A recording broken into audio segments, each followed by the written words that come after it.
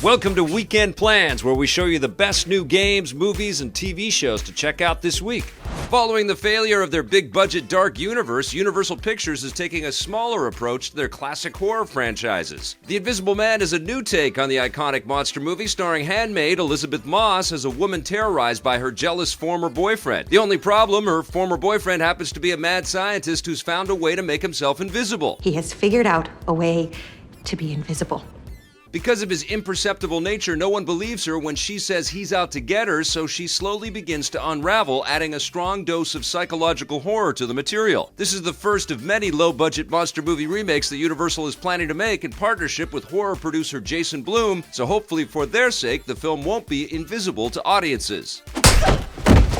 The Clue-style whodunit Knives Out from The Last Jedi director Rian Johnson hits Blu-ray this week. It stars James Bond himself, Daniel Craig, as a folksy detective out to solve the mysterious death of a wealthy author, and every member of his family is a suspect. The film boasts an all-star cast that includes the likes of Jamie Lee Curtis, Chris Evans, and Michael Shannon, not to mention a fiendishly clever script and breathtaking production design and cinematography. Knives Out was such a hit in theaters that Rian Johnson is already working on an entire series of sequels that will see Craig return to solve new cases, so don't expect the knives to be put back in anytime soon. My presence will be ornamental.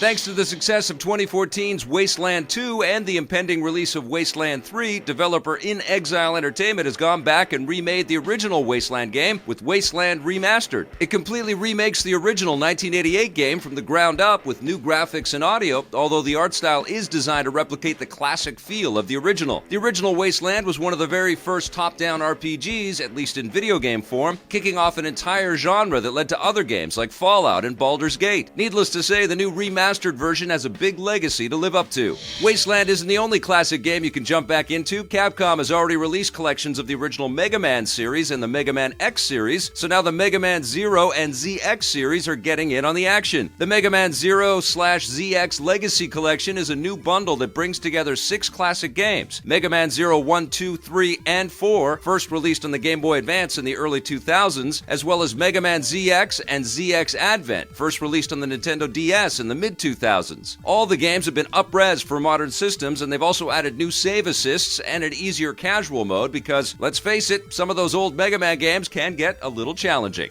Netflix has another season of their cyberpunk series Altered Carbon up their sleeve. The new episodes continue the story of Kovacs, a former resistance fighter out to uncover a vast futuristic conspiracy, and because the show takes place in a world where people can transfer their consciousness from one body to another, Kovacs is being played by Falcon himself, Anthony Mackie, taking over from his previous body, Joel Kinnaman. Characters changing bodies and actors is one of the central gimmicks of the show, so hopefully audiences can follow along. This kind of heady science fiction tends to fare better on streaming platforms like Netflix than on traditional television, although for now Netflix has yet to officially announce if a third season will become a reality.